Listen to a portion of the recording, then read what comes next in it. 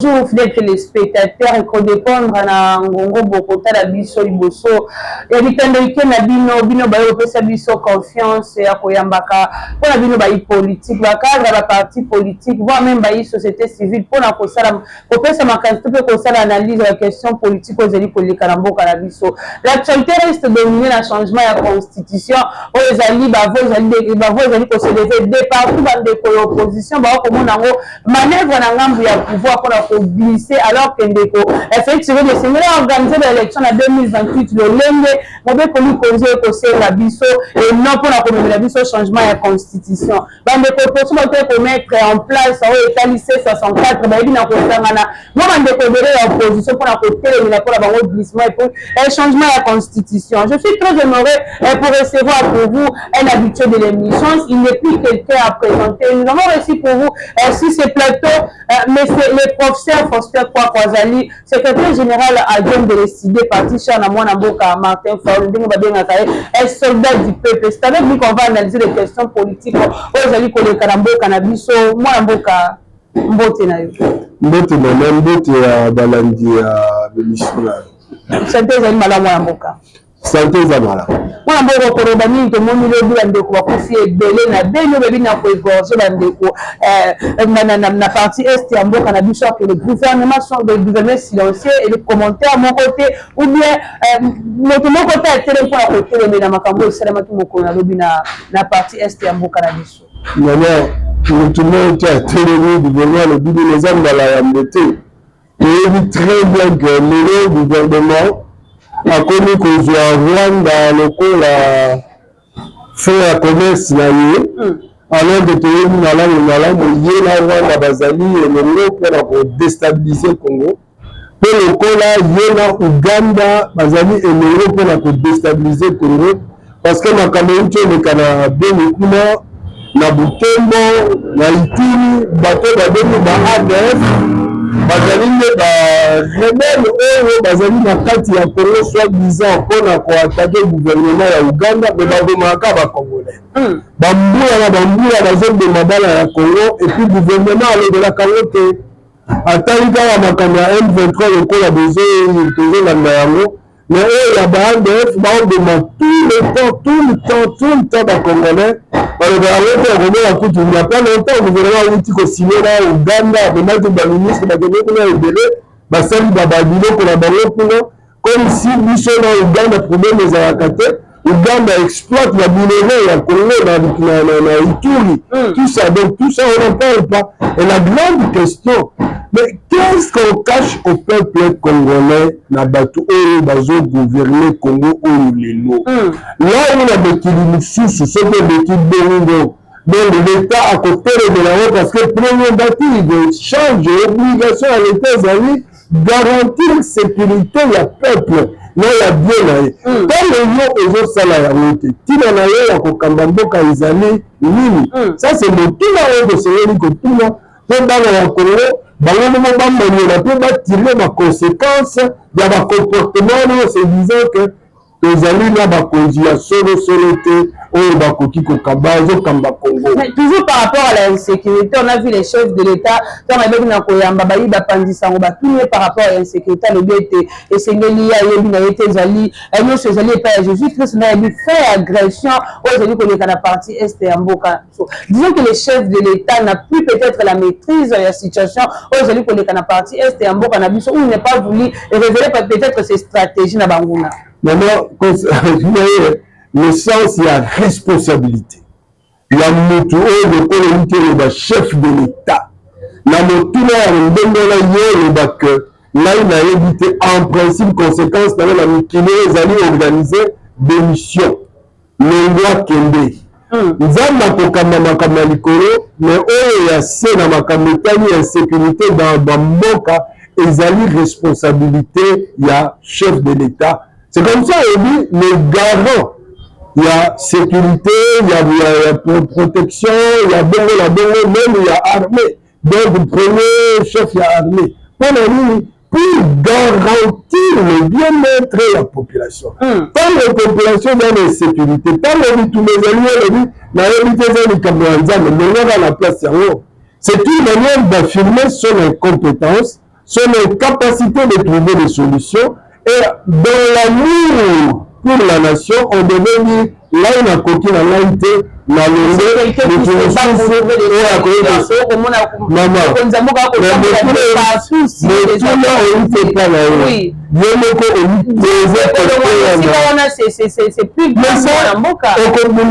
combien de temps?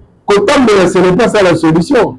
Quand on peut se promener, ça, il n'y a pas de solution, c'est-à-dire qu'on ne trouve pas, on ne fait pas la bonne stratégie. C'est de ça qu'il s'agit. Et c'est comme ça que nous avons proposé, nous continuons à proposer, dialogue inter-congolais, dialogue inclusif, il y a dans le Congo. Ça, c'est une voie de solution. Parce que nous nous rendons bien compte que du point de vue militaire, nous ne pouvons pas. Et le dialogue, ce n'est pas une faiblesse. Le dialogue, ce n'est pas un manquement. Le dialogue, c'est un chemin approprié.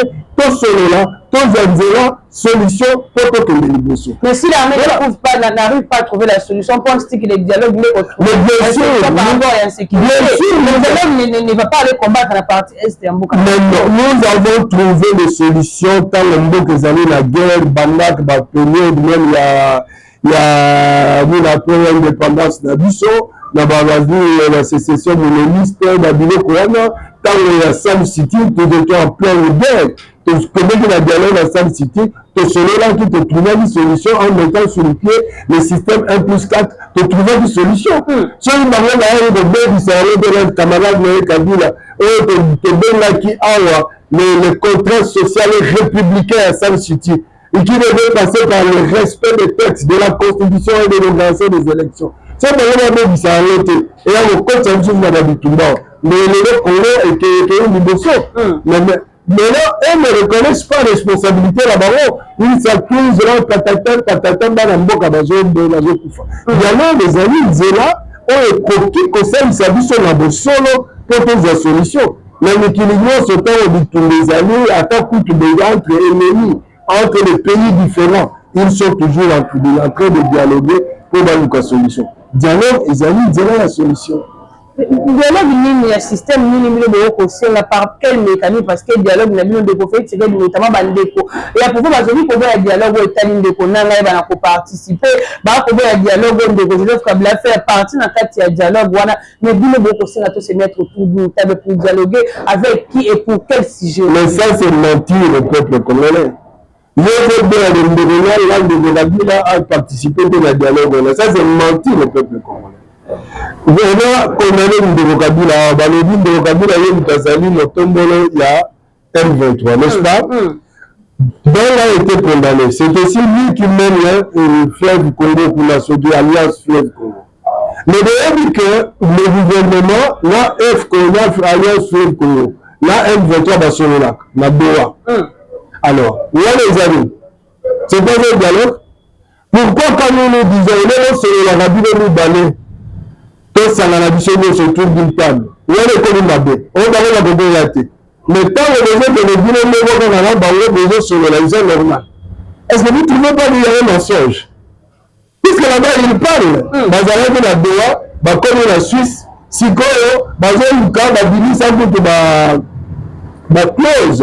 Il y a Bani, la Baro, c'est vraiment sur la Baro. Sur les 8, Batali, ma Kanabou, ça va prisonnier de une quand il y a une salaire. Va libérer les prisonniers. Donc, va dire la cessation de cesser le feu. Basé sur la banane, sinon la banane. Là, toi, non. Pourquoi là-bas on dialogue et puis quand nous disons dialoguer ensemble, ça devient un problème? Non. Les amis pour cause à peuple. Ça, c'est tromper le peuple congolais. Ça signifie que ils ont des stratégies à balayer dans notre la Makambo, dans le babon de la peuple congolais. Et puis, et comme nous le disons, la biloko tozomona na mikolo ndenge ezosalema kote là changer constitution et la pour le mikando ezobima que oui nous sommes d'accord pour biso mpe toza na projet ya fédéralisme so va changer constitution c'est bon biso mpe tokosala boye biloko tozoyebela na ndeya ekopermettre biso to accomplir yango. Alors à ce moment là bana ya Congo bozocomprendre nde bozocomprendre Bantu oyo balingi bamema biso si ce n'est que na bokaboli mboka Congo.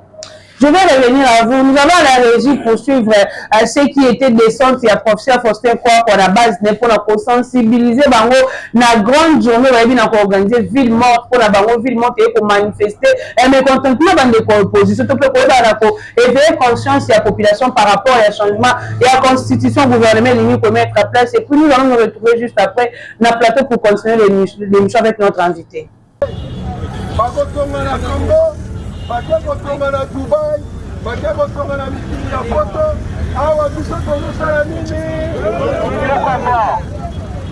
bazwaka bokonzi mpo ya kobongisa vi ya bana ya mboka nzoka bango bokonzi na bango bobele mpo na bango moko mpo na bana na bango bakare minie ya bakongo ya baboka bipai ekoma babie personnel na bango bazo exploite mbongo bazotinda yango na mikili ya poto mpo na bango moko yango président Martin Fayulu alobi boye bolanda ngai président Martin Fayulu alobi boye likambo oyo esaleli changement ya constitution tokoki kondima yango tokoki kondima yango tokoki ngai Fayulu alobi nini bakama changement ya constitution ekosimba ata moke abakisi alobi alinga te na 2028 akosala nini alinga te na 2028 akosala nini bandeko lokola bozali koleka bozali koyoka ngai ntango président Martin Fayulu alobi alinga te na 2028 akokende président Martin Fayulu akosala yango ye moko akosala yango ye moko akosala yango na biso elongo. Nous sommes de retour sur ces plateaux pour continuer l'émission. On a invité Nabiso Toyambi pour Nabino Lelo. Mais c'est le prochain, on a suivi des centres dans la base pour nous sensibiliser. Dans l'état de journée, à 3 juin, ville morte, on a décrété dans C64. Est-ce que les violations à l'Ibeko Yambokate? Est-ce que les violations à l'Ibeko Likonzité dans des oppositions de l'Ibeko mettre à place? Les violations à l'Ibeko. L'Ibeko Yamboka, la constitution, la vision, l'article 64. Et nous dit que tout Congolais a le droit de connaître un chèque, la bateau et bazo kamamboka par la force ou par violation de la Constitution. Dans la Constitution, la vision, l'article 220 et bon va changer forme à l'État. Et bon va changer mandat à la gouvernance. Et bon va porter atteinte à la liberté de la bateau. biso batomoni que bato bazokamba mboka lelo balingi bachanger justement en constitution pour que bacontourner article 220 wana bachanger forme ya gouvernement ya gestion ya l'état bachanger mandat ya président de la république pour que article ya seko biso tolobi non. En quoi est-ce que nous violons l'Ibeko? Bato balingi kovioler l'Ibeko nde balingi bachanger constitution. Parce que, on qui se dit président de la République du Congo, tant qu'on a acte comme président, on en prêtant seulement devant la Constitution. Et prêtant seulement devant la Constitution, il dit, il s'engage à protéger la Constitution. Ouais. Ça devient anormal que l'homme est prêté seulement pour protéger la Constitution. Au sala musala na le la Constitution, ezala lisusu yo oya kolobate Constitution oyo ezali papier torchon au bois qui yango Constitution oyo esalama na bapala ce qui est le kuta l'article lisusu na komi koloba kuna interprétation na le ya le kuta na nome ya mabe alors que ça devient gangstérisme. Mais il y a plusieurs articles aussi que vous, quand vous avez dans l'opposition, notamment dans Félix Tshisekedi Bondel, qu'on s'est pas dans la Constitution, on a appelé la gestion de Kabila Bandel. Pourquoi aujourd'hui vous allez vous poser un peu Félix tala ndeko Kabila lingi kutu ndeko Kabila wana même solo nous avons combattu ndeko Kabila lui-même de sa bouche n'a jamais dit comme ndeko Félix azosala wana acte ndeko Félix a posé. Kabila n'a jamais fait ça en disqualifiant la constitution, en disant clairement que là il a changé la constitution. Kabila n'a jamais fait ça. Mais nous avons compris à travers ma déclaration, à travers ma ligne d'attitude de la proche à Kabila, que Babano va contourner pour que Kabila article le pouvoir. Et nous avons tous ensemble condamné cela. S'il y a des articles qu'on a dénoncés, ce ne sont pas les articles de la Constitution. Bien au contraire, la manière dont l'article d'Azam et l'organisation de l'élection présidentielle à 2 tours, que Bango va changer de commissariat à 1 tour. On avait refusé que va commissariat à 1 tour. Mais on n'a jamais dénoncé l'article même de la Constitution. Parce que, soit dit en passant, le problème ici, c'est qu'on a pu apporter une rectification d'un article. Ce n'est pas interdit, la révision constitutionnelle. Ici, nous ne sommes pas en matière de la révision constitutionnelle. On parle du changement. Dans la constitution, dans la constitution, nous souffrons. Ça, c'est de ça qu'il est question. Si on pouvait parler de la révision constitutionnelle, mais la révision constitutionnelle, bien que permise par la Constitution, ne peut se faire que dans le cadre des lois, des principes où il y a une nouvelle Constitution à l'OBI. L'article 219, il y a une nouvelle Constitution à l'OBI, donc ça, la révision constitutionnelle était sur le pays et un état de guerre. Donc ça, la honte sur un état d'urgence ainsi de suite, après 6 années. Mais le pays est en état de guerre. Mais on dit qu'on en a dit, c'est mieux peut-être dans le bas. De comment il y a INC en train de passer la émission. Nous qui vont poser 3 questions. Comment les gens en guerre, les gens en guerre. Évidemment, les gens en guerre. Et nous demandons les gens en état de guerre. On nous demande la guerre d'agression. Mais l'état de guerre signifie quoi? Qu'est-ce que signifie l'état de guerre? Vous acceptez que c'est une évidence que nous sommes en guerre. Mais c'est une guerre d'agression, ce n'est pas un état de guerre. Vous voyez jusqu'où les gens ne sont pas... Comment on est agressé. Mais le fait que nous soyons agressés, quand nous nous engageons, nous commençons à répondre à l'agression. Nous invitons notre armée à aller au front. Mais c'est ça, nous entrons dans une situation de guerre. Le changement de la constitution, ils n'avaient pas intérêt à dire que les Congolais allaient intérêt à un pouvoir, notamment dans le pouvoir, pour se lever pour un très capital. Dans la constitution, il y a des superficiel en beau cannabis. Pourquoi pas voir aussi de cette manière-là pour nous changer? Ça ne nécessite pas un changement d'une constitution. Ça ne nécessite pas un changement de constitution. Superficie en boga sur le lieu de la matière justement qu'on peut annexer la mine il y a révision de la constitution. Donc on peut ça un exemple. Basons évoqué article 217. Que voilà, dans 217, on parle, il y a cessation de la souveraineté. Et on interprète par le concédé souveraineté comme quoi nous allons amputer une partie de la territoire, la biche, la bapaya, bapaya donc, balonne, la connu constitution, autant qu'à de la babele, la biche. Les alliés, il y a sonné. Il y a pas si peu dans le Bélan. La constitution, comme je suivais là, le président, là, le professeur Mapouya, les alliés, il y a jeu d'enfanté. On reporte qui doit venir et commencer à parler de la constitution.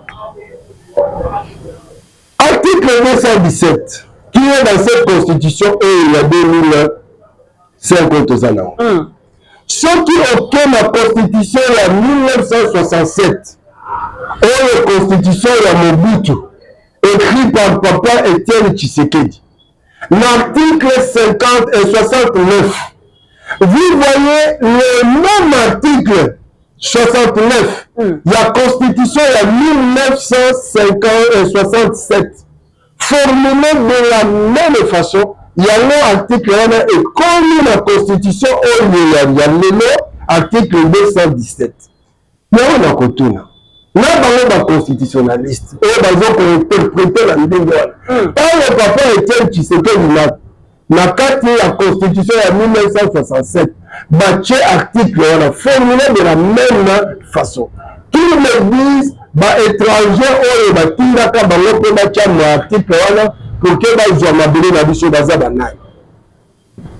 Ça n'a rien à voir avec concéder partie à territoire national.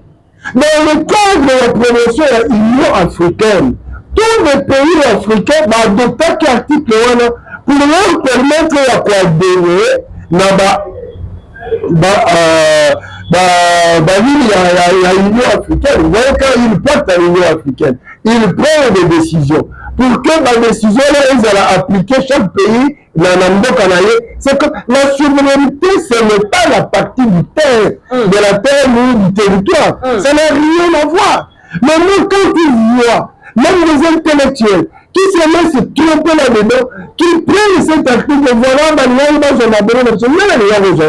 et pour vous, c'est que dans la même constitution, on donne les procédures quand l'article 219, comment est-ce qu'on peut céder un territoire sans, on ne peut pas le faire si le peuple lui-même ne s'annonce pas. Ça fait partie justement de ce qu'on appelle en matière, il y a des référendums. Pour céder même 1 mètre carré à la territoire, on doit passer par les référendums. Mais Tshisekedi aussi ne le fait pas par dictature. Tu vois, ok, maintenant il y a des référendums pour la population va manifester volonté. Il ne peut pas procéder comme ça parce qu'il a prêté serment à protéger la Constitution. C'est un manquement grave. Parce que notre côté là-bas, montrez-nous 2 articles de la Constitution. On est petit similaire de sa vie à Congo. Bon de sa sociale à Congo. Bon de sa infrastructure à Congo. Bon défendre le Congo contre l'ennemi. Quel est cet article de la Constitution où ils ont empêché Bino? Et ça, de mon côté, comme ils ne s'en cachent pas dans tout ce tralala qui est en train de se construire, objectif et d'aller de donner, de venir au pouvoir, te moni bilengi ya pouvoir te yibi bambongo to koki même to tombi te changer pour te tikala 5 ans na pouvoir lokola Mobutu asalaka 37 ans, Kabila asalaka 18 ans. Moi j'ai vu ça quelqu'un, je vais citer le nom, qui ça ce monsieur-là, Germain Kambinga, qui essaie de mettre une théorie comme quoi les gens de l'Est de l'Équateur ont fait 35 ans, battu à Zimbabwe et Bassali 18 ans. Comment est-ce qu'on peut pas comprendre que Cheikh Kassai qui prend le pouvoir va se contenter quand on a 10 ans? Et il s'est mis avec ça un politicien. Vous comprenez comment est-ce que les gens arrivent au pouvoir sans toutefois avoir un esprit républicain. Ils ne comprennent même pas ce que c'est l'État. Ils ne comprennent même pas ce que c'est la République. Et si on crée des théories émotionnelles pour justifier ce qu'ils veulent faire, le tort qu'ils veulent causer à la nation. En Afrique du Sud, le président Mandela l'a fait 5 ans. Mais quand Mandela arrive au pouvoir, les gens savent tout ce qu'on lui proposait. La Mandela, c'est que la parce que nous étions victimes, il y a domination Mandela dit non, c'est trompé. On poussait Mandela à faire ce que Mobutu avait fait, ce qu'on a appelé la zarianisation. Mandela dit non. Mais Mandela a fait 5 ans seulement. Dans 5 ans-là, a réconcilié Mandela a quel sur pied une structure électorale pour que Bakoumouine se prononcer. Mandela Salimini a donné la pouvoir. Mais jusqu'aujourd'hui, on parle de Mandela comme le père. Il y a une nouvelle Afrique du Sud. Ce n'est pas la longévité au niveau du pouvoir qui donne la musicalité. On peut pas dire qu'on a le pouvoir longtemps, mais si tu n'es pas compétent, si tu n'as pas banni une vision claire, et bon, ça là. Mais si tu veux rester, mais maman, mais vous avez entendu, quand lui dit que si le peuple me le demande, constitution, c'est le type de discours qui ne peut même pas le dire.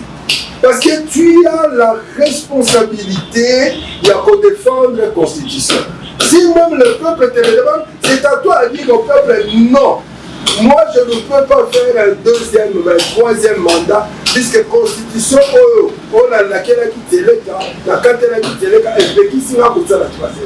c'est de ça qu'il s'agit. Parlons de la CC 64. Non, avant d'arriver à la CC 144, je dois relever le fait que par rapport à la manipulation, nous disons, derrière le président Martin Fayulu, pas question. Changement de la constitution de Boïa. Mais la révision, vous êtes d'accord? La révision, c'est une prérogative constitutionnelle. Oui. Mais on peut faire la révision en respectant ce que la constitution a dit là-dessus. La révision, ce n'est pas permis quand on est au moment des guerres. Voilà, justement. Puisque nous sommes dans un état de guerre, qu'on ne peut pas faire une révision, non, nous ne pouvons pas la faire. C'est clair. Et nous, derrière le président Martin Tolobi, pas question. Le président Martin Tolobi, un changement de la constitution est que ça les mains. C'est pas vous qui gérez les pays. Mais nous sommes gérants des pays parce que nous sommes fils et filles de ce pays-ci. Vous n'êtes pas représenté même à l'Assemblée nationale. Les choses ne se passent à l'Assemblée nationale. Non, c'est là la confusion. C'est ça la confusion. Où les gens croient toujours que pour pouvoir dire quelque chose, quand l'article 64 dit tout fille et fils du Congo, il ne parle pas des députés. La Constitution vous donne en tant que fils, fille du Congo, responsabilité. Il y a pour défendre. L'article 63 vous donne la responsabilité. Moi, là, sur le Congo, il y a qu'à défendre le Congo. Mais la loi c'est vote déjà à l'Assemblée nationale avant que la population va y passer. Mais c'était l'Assemblée nationale qui n'a même pas sa qualité d'une assemblée nationale. Ce sont des turiféraires. Batubazaka wana Bolandaka faire plaisir dans le haut, des gens hier étaient derrière Kabila un bon nom. De l'eau bazar derrière Félix. L'eau bichot va monter. Personne n'a la comme président. Ils vont venir là devant moi. Et puis sont totoyés. Mais c'est cette manière-là ça. C'est 64 procès. On a vu plusieurs figures de l'opposition. Moussamani pour la côté des Ménabadego. Il y a pouvoir battre pour mettre des caractères de l'opposition. L'opposition n'a jamais été d'accord. On a vu ça quand vous étiez dans l'avocat. Bon, moi, les gens, évidemment, ce sont les oiseaux, comme on dit, de mauvais augure qui peuvent annoncer ça. Mais le problème est celui-ci. C64 est une coalition politique. Ce n'est pas une coalition électorale. C'est une coalition d'action. Il y a Bana Congo pour le parti politique, le groupe, comment on appelle, société civile, qui n'accepte pas que la constitution de Congo va changer en gros. Yango va sangani pour mettre une barrière que la constitution de Congo, conformément à l'article 64, et Sengeli éthique à Congo. La constitution, c'est ça qui manifeste consolidation, il n'y a pas de républicain. Les alliés chemistes, c'était le col à Njoli, à l'Obakango, Mukolomo, on a eu des vraies positions, on a eu des gens. Le col a eu le col à Bambata, on a eu une tentative. Quand la tentative, il y a changé la constitution. Moi aussi, je le suis. Et moi, je le suis, mais il ne fait pas preuve d'un constitutionnalisme. Il dit, excusez, dommage. Excusez-moi, je regrette que le professeur, s'il l'est, il l'est, mais à niveau là, il y a aussi bas, parce que vous voyez, heureusement que les réseaux sociaux, il y a des amis. Ils se sont mis dans des salles. Ils ont perdu la probité intellectuelle. Ce n'est pas de ma faute. Moi, je constate que mes confrères ont perdu. Collègues ont perdu leur probité intellectuelle et morale à cause il y a inconsistance dans le mot. Hier, ils ont soutenu scientifiquement tout ça. Quand tu lis le texte que Mbata Komaka contre Bouchard, livre à Bouchard, où il a démonté systématiquement la théorie à Bouchard. Aujourd'hui, tu dis, Mbata, prends ce texte-là, qu'est-ce que tu dis par rapport à un discours aux Zoluba. Il est en contradiction notoire avec sa propre pensée.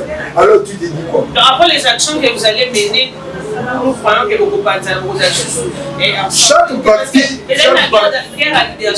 non, nous ne sommes pas dans la guerre de leadership. Nous sommes là en train de nous mettre ensemble pour dire non. Le changement à la constitution. Et il n'y a pas de tête, de pieds, de cœur, de pas. Nous sommes tous ensemble. Nous autres, mais il y a un présidium. Le présidium, donc comme on rappelle, si vous voulez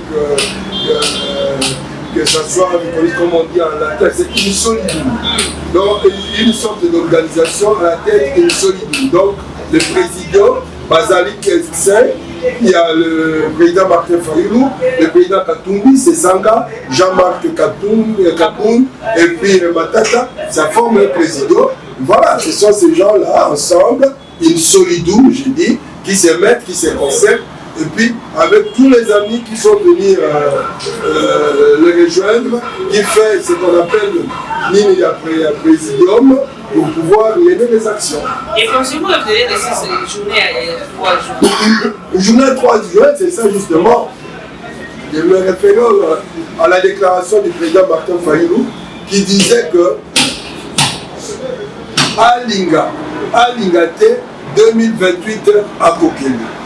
Le timing qui est reconnu à Félix pour diriger le pays, c'est limite maintenant Ezali 2028. Et on ne peut pas continuer à chercher des raisons pour ne pas organiser l'élection en 2028 pour y avoir un changement de la constitution. Parce que le la constitution est un obstacle mon côté pour que on Samboka. Il y a un compte tenu à Yebi, président Martin Lodi, Alinga 2028 à Kokeni. Et l'organisation. Deuxième point, Alinga changement de la constitution et qu'on s'en parce que c'est une description de la pacte républicain. Nous ne voulons pas les lois au Kabolabana et à Congo pour des raisons qui ne sont pas vraies. Et puis, les vrais problèmes qui ne voient pas, les lois qui n'ont aussi la constitution pour changer. Dans l'Est de territoire, qu'est-ce qu'ils vont se dire? Mais on ne doit pas aussi aller aux élections dans le parti.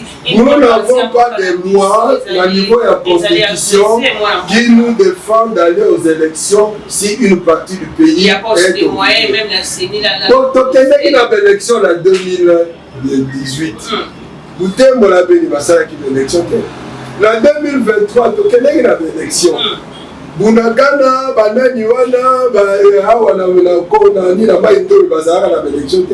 vous comprenez que ici on interprète les choses toujours par rapport à la guerre personnelle. Yo moko salsi l'élection en 2023. Batuba ba territoire nous souci à Congo basali ba quotité. Si quand on moment que l'élection est à Souka et comme il raison que non, comme dans la guerre. Mais tu ne savais pas qu'en 2023 il y avait la guerre. Comment vous avez organisé les élections? Chez nous, notre constitution ne donne aucune prérogative qui interdit l'organisation des élections pendant que le pays est en guerre. Ce qui est contraire la constitution de l'Ukraine, qui dit clairement que tant on te a la guerre, l'élection peut être ça. Donc c'est de ça qu'il s'agit. Et nous disons, les élections, il y en a. Mais ce que nous sommes en train de demander Bandakala, nous ne sommes pas là pour faire le pouvoir pour le pouvoir. Aller aux élections pour les élections. C'est comme ça que nous avons demandé que nous soyons solidaires dans Bandeko Bazo Koufa. Bandeko Bazo subir l'atrocité. Pour mettre fin à Biloko Wana, to Vanda, to Sololan. Maintenant, oublions Biloko à l'élection. Alors, là qui nous veulent encore. Partage un gâteau, qui sont en train de se servir de gâteaux aujourd'hui. Pendant les Bazolia gâteaux. Bazolia gâteau de manière d'abord irrégulière. Il n'était pas élu. Par contre, il y a beaucoup de dialogue. Il va organiser l'élection à l'Okuta en 2023. Il pense que le comportement, Bazali n'a droit à commémorer quand le corps a besoin de manière. Depuis que vous cherchez d'être solidaire avec Bandeloa, vous faites un est, la monnaie à mon gros côté de Martin, il faut la joie à faire pour la alors, maman, à ce moment-là, on s'est la folie. Dans le Fayulu à Noël, il y a 2020, l'élection qui en 2018, en 2021, à Kenya, Butembo yo ozalaka mpona okende na compatir na bandeko ya Butembo oyokaka tomonaka te ntango biso na 2021-2022 vous vous souvenez encore jour batoboni bapneu ya Martin Fayulu na la police c'était à quelle occasion? Mais nous dénoncions justement l'occupation rwandaise. Mais le pouvoir ici défendait les Rwandais. Aujourd'hui, ils utilisent les Rwandais comme fonds de commerce là-bas. Bilo ko bezo sala oh banda mudasali Kagame mutapesi biso to tsolola Kagame. To kutana na Kagame. Ba mo ba yebi ba lemsa biso ba kene ko luka ba carnet d'adresse na Rwanda na Kagame. Ba nia na Kagame. Lelo ekomi ba konta Kagame na kati awa. Lelo on veut tromper la ba Congolais que Kagame et non que non bazali na Kagame et non na muto na moni songi na hudu na yebi été la mona été soi-disant azalaka membre ya C64 audio na lobabona non na kata C64 mbongo bazo salela et uti pas Kagame mais non ça ce sont des aventuriers ce sont des aventuriers je pense que ba comportement wana ya ba aventurier ba opportuniste ya rezo bomboka. On ne peut pas aller faire des trucs qui n'ont pas de sens jusqu'à ce niveau-là. Lui-même doit se sentir malheureux car il n'est plus au haut. Qui ne sait pas. La Katia, il y a un pouvoir. Là, peut-être, il n'y en a pas qui nous dépasse, nous, à défendre l'intégrité territoriale du Congo et à dénoncer l'occupation rwandaise, la guerre que le Rwanda nous met. Et au prix de quoi nous pouvons aller prendre de l'argent à Kagame. Merci. Sur quelle base? Nous sommes arrivés à la fin de notre émission, professeur. Il faut savoir aussi que nous pouvons tirer du reste du pouvoir jusqu'à la nouvelle installation. Il y a un nouveau président. Si au cas où il n'y aura pas d'élection en 2020, tout fait tirer du reste. Mais il doit organiser l'élection. Mais il n'y a pas de moyens. Mais ce n'est pas notre affaire. Il y a eu besoin d'organiser une bonne. Nous sommes arrivés à la fin de notre. On ne reste pas jusqu'à la fin. On doit organiser. Quand la date est là, nous devons organiser. Président Bata Lobi, Alinga, Alingate, Akokeni. Le peuple congolais doit prendre ses responsabilités. On ne devient pas chef pour croiser les bras, pour rester là-bas, pour goûter le miel et au lait du pouvoir, et puis la soupe ça va tout bien. Non, là il n'avait pas quitté, non, tu dois rendre compte à la population. Merci beaucoup. Voilà. Donc, pour la reçu qui ça, je demande la banne à Congo. Boyo qui n'est dans le bien, le président Martin Fayulu a dit, Alinga, Alingate, Akokibé, 2028. Alingate, pas de changement à la Constitution. Pour la Kolakisa, adhésion à Biso na Liloba Owana. Yango to sengi na Lingomba Obabengi 164 que la mokolo ya mercredi tous observer ville morte. Elingi koloba yo tata mama ndeko elenge vanda na ndako. La kisa polele te Congo oyo ezokamba malamu te. La kisa polele te bentere na yo gouvernement oyo azosalela yango te.